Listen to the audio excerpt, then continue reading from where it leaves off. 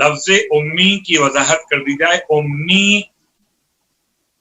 یعنی امیہ سے لفظ، امی یعنی امت سے لفظ، امی یعنی سے لفظ. اور یہ تینوں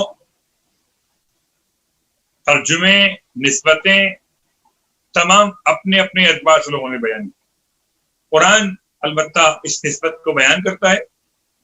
سورہ مبارکہ انعام کی آیت نمبر 29، لِتُنذِرَ أُمَّ الْقُرَىٰ وَمَنْ حَوْلَهَا، حبیب تاکہ تو ڈرائے ام القریٰ کے رہنے والوں کو اور جو اس کے اطراف میں رہتے. تو امی کا مطلب ام القریٰ میں رہنے والے. اللہ کے حبیب امی ہیں اور امی کا مطلب ہے ام القریٰ مکہ المکرمہ میں رہنے والے. ام القریٰ کا مطلب قریوں کی ماں، قریوں کا مرکز، زمین کا مرکز یا سینٹر. اس اعتبار سے روایت پہ غور کیجئے تو امام جواد علیہ السلام کی بارگاہ مقدس میں جعفر بن محمد نامی صوفی کا سوال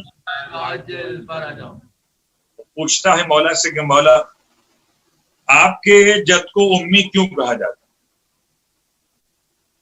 امام نے ارشاد فرمایا لوگ اس امی کے بارے میں کیا سمجھ رہے ہیں؟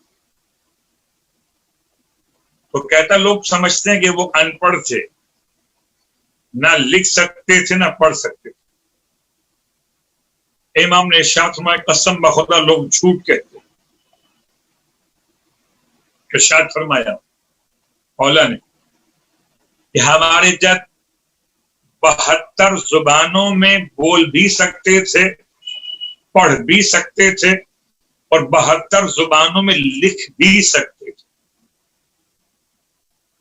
راوی کو اشتباہ 73 زبان بھی ہے تو 73 لینگویجز بول سکتے تھے، لکھ سکتے تھے اور پڑھ سکتے تھے.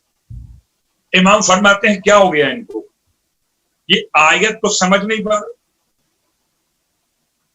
اگر خدا امی کہے اور اس کا مطلب ہو ان پڑھ، جو نہ پڑھ سکتے ہوں نہ لکھ سکتے، تو اسے معلم بنا دیا.